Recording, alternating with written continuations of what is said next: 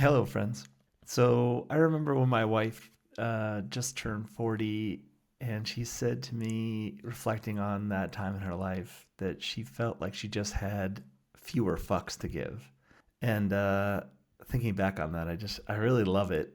And I think because, like her, it's both really funny and just so deeply aware. And, I was thinking about that today.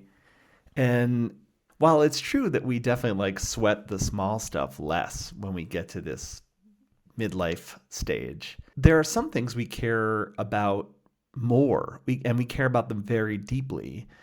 And I think the primary thing that I think about very deeply, that I hear other people talking about that they care about so deeply as they enter this stage of life, is the path that they're on. And I think the first recognition of this, the awakening to this, happens. It's kind of startling. It was for me. And I think for quite a few people, it's kind of a shock. All of a sudden, it's like waking up and you find that you're at the wheel of a semi truck. And you think to yourself, Jesus, like, how did I get here? Where the hell am I? And how did I get here? You're driving down a road, you're carrying a big rig, a lot of stuff, a lot of baggage, some might say. And you didn't realize that you'd been driving down this road for so long, for decades. I think that first awakening starts with the realization that you were kind of on autopilot there for the first few decades of your life. And now you're very much behind the wheel. And that can be kind of startling, kind of alarming. It was for me. So the question I found myself asking is, why is it this time in our life? Why is it midlife when we begin questioning everything? Why not sooner? Why not a little later? I thought it would be helpful to start with a bit of my own experience, what my midlife awakening was like for me. My 40s, which I'm still in, by the way, thank goodness, for a little while longer, they saw me reach the heights of my career and the lows of my mental health in the span of just a couple of years, actually. I turned 40 in 2019, so you do the math on how old I am. And actually, in 2019 was the year that I joined Google and as an employee, and proceeded to have a few really good years, despite living through and working through the pandemic. I really felt like, wow, I'm working at Google. The acceptance rate is lower than that of Harvard. So many people want to work here, and so few people are fortunate enough to get a chance to do that. I've really made it. I've arrived. And I remember a good friend of mine saying, in a couple of years you'll go and move on to something else. And I remember replying, no, no, no, they're going to bury me there. I'll stay forever. Of course, the friend was right and I was wrong. It's so funny how oftentimes other people can see who you really are far better than you can. But yeah, so I arrived at 40 working at Google after already having had some success building startups and working in the nonprofit sector and doing a lot of different really interesting things and having led an interesting life. And I arrived there, and within a couple of years was already dissatisfied. Maybe even a year and a half, I was already dissatisfied. And I felt like, oh, maybe this isn't the right thing. Maybe this isn't the right place. So there I was, kind of feeling like I was at the top of the mountain in terms of the kind of work I wanted to do and could do. I had an enviable spot that other people really coveted, which of course to me signified that it was worth having. Looking back on that now, that's sort of silly. I did some really cool things at Google, and I built the team from scratch there, and that was awesome, whatever. And shortly thereafter, I got an opportunity to go back to the startup I had co-founded and rejoin it. And it was growing really fast. I had helped it get there, and now I was going to rejoin full time. So a lot of exciting things were happening in my life. And I was jumping at the opportunity to get these highly coveted positions, whether it be working in a big tech company, or running my own startup. These are things that are sought after. These are things that are lauded in the media and in society. These are considered the kinds of things you want to have in your life, that signify that you've really done something and you've really made it. Well, fast forward only a couple of years after all of this was happening, and I had gotten kicked out of the company I had helped co-create. And I had moved my wife and I to Europe. We were living, a world away from home, which was great for us. We love traveling and moving around, but we had really put a lot into investing in this opportunity, and boom, now it's gone. And here I was in a strange country where I didn't really speak the language, and didn't know what I was going to do next with my life.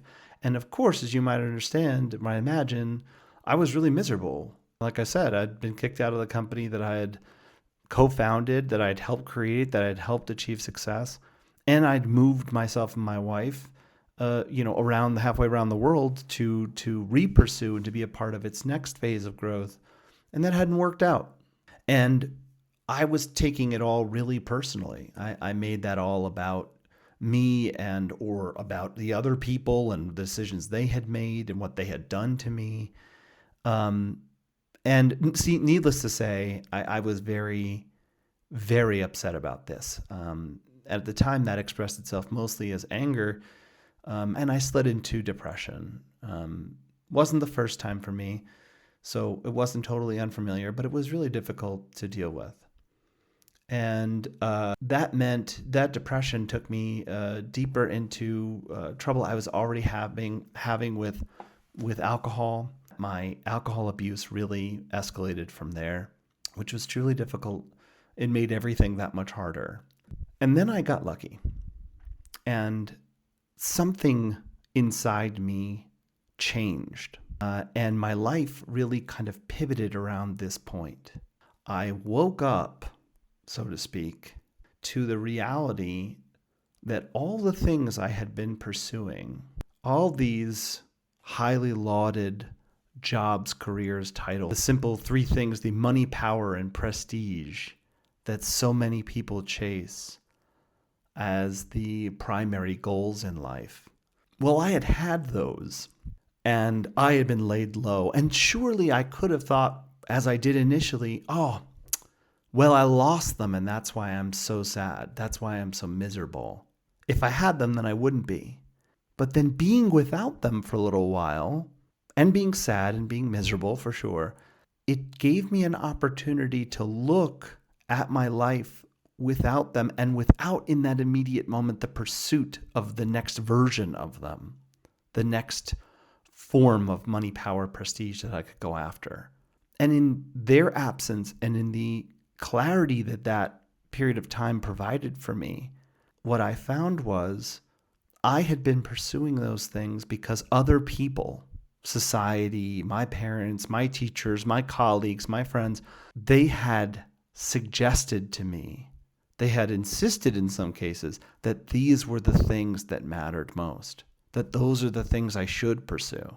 And I don't mean to make it sound like it was so personal to me, like anyone in my family or friends was pushing me to do this specifically, but more broadly, that money, power, prestige are the things worth having. They make a person worthwhile, and therefore make that person's life worth living. And having this ability to detach from that reality instead of being in it, I was forced away from it.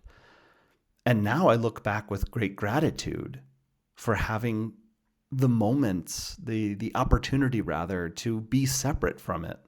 What a gift it was, because it allowed me to see that wasn't my choice. I wasn't choosing that path freely and independently. I was choosing the things I thought that path would give me, what I had been assured by my society, by my community would give me. And it allowed me to look back on the experiences I had had following that path. And you know what I found? I found that while following that path, I wasn't particularly happy. while I was in it, when I had the money, when I had that power, when I had a certain amount of prestige as a tech founder or big tech worker, I don't remember being happy. I wasn't particularly happy. I was actually pretty upset and stressed and frustrated and anxious a lot of the time. And I wasn't enjoying myself. I didn't really like the work I was doing. It in and of itself, it wasn't bringing me a feeling of great joy or a great satisfaction, or like I was really helping a lot of people. And that was eye-opening. Coming back to my little metaphor of waking up behind the wheel of a semi-truck, that's kind of what that moment was like for me. It was a little earth-shattering. Whoa.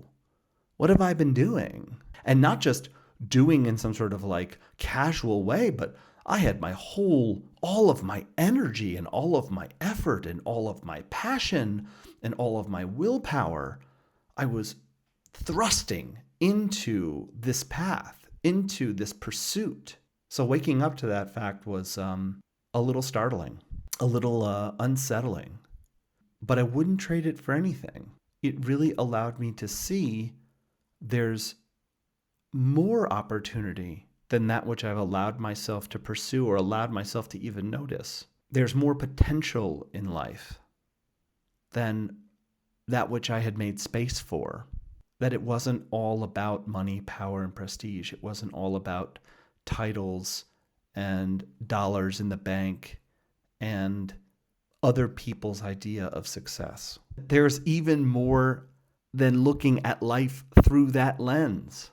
And while I can see, I'm smiling about it now, at first it was really disorienting because I had no experience looking at life through a different lens. I had no emotional training to sit with the uncomfortability of that realization and the opportunities, the wider view that was now available to me. You know, it was like looking through a keyhole and now looking through an IMAX camera. It was just like two totally different aspects.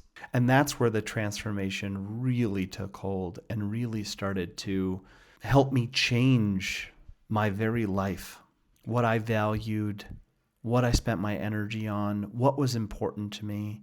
I didn't make that happen, but when I saw the opportunity to engage with it, I took that leap. I took that chance. It taught me something also about how we make this transition and caused me to think a lot more about whether the transition always has to come at the price of an extreme amount of pain, or whether we can, with help, foster that change within us. We can invite it in and slowly incorporate it, as opposed to only changing when our backs are truly up against the wall. So I'll leave you with this question that I think is worth considering. Is the path you're on the one that you have chosen? Does this feel like your own life or one that was chosen for you?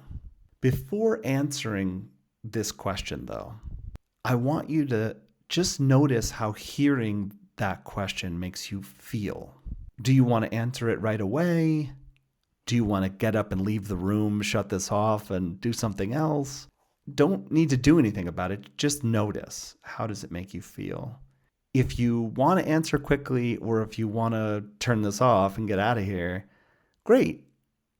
Why?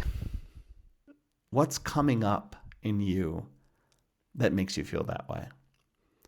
So before even answering the question, it's important to note what thoughts, feelings, and emotions come up, and then keep those in mind as you answer the question. That'll give you some amazing information and data about where you are with this kind of question, where you are in your life. And if you like these kinds of questions and discussions like these, give me a follow, and until next time.